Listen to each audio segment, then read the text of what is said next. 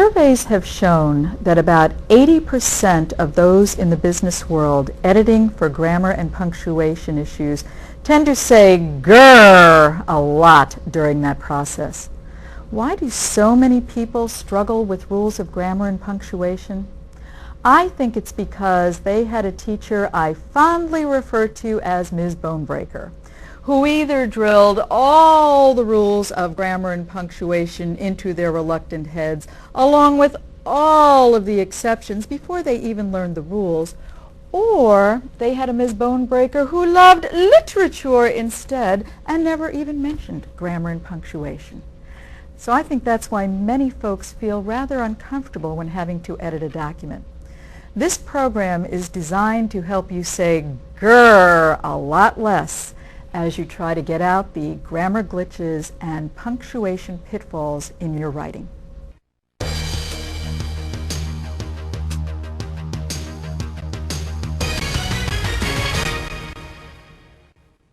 Now will you please turn to page 2 in your workbook, where we are going to review the 8 parts of speech. You may be having images now of Ms. Bonebreaker requiring you to diagram sentences. Well, relax. We will not be diagramming any sentences. But I will be reviewing with you now definitions of the 8 parts of speech, as well as giving you some writing tips to help you use them in the best way to have a document with the greatest impact for your audience. Our next part of speech in your workbook on page 4 is the preposition. In all my years of teaching and training, I have yet to find a good definition of a preposition. But basically, prepositions help you show relationships in your sentences like, over the river and through the woods to grandmother's house we go. Now, let me caution you a few items relating to grammar and prepositions. Oftentimes, folks will not have grammar problems with prepositions. They will instead have stylistic issues. The first stylistic issue is how many prepositional phrases you decide to string together in a sentence.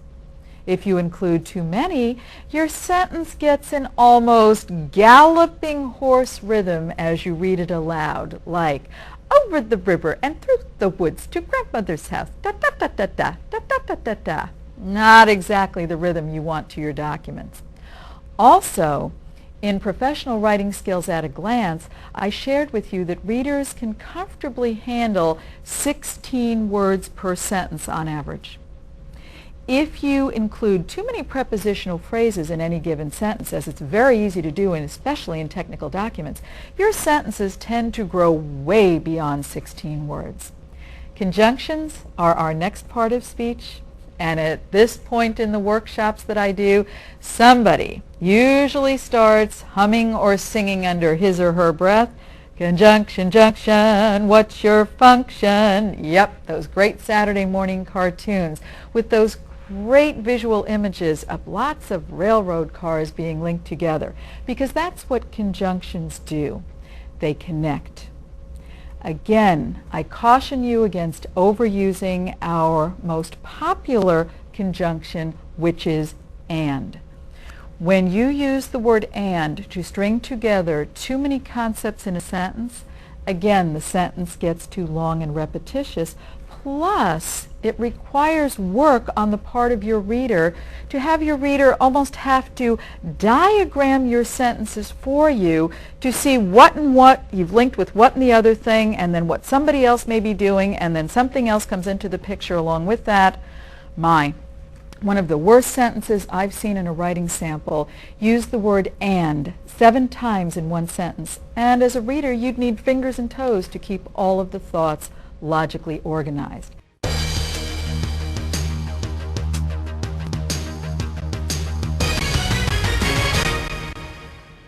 Roman numeral 4 represents road signs, requiring your readers to yield and merge information.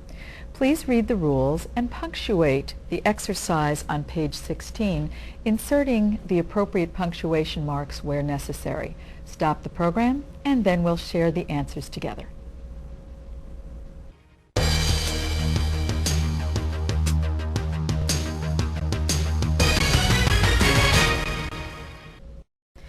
Now, pat yourself on the back and reward yourself with a piece of candy. I give those out in seminars when people get answers to exceptionally tricky questions, and B1 works like that.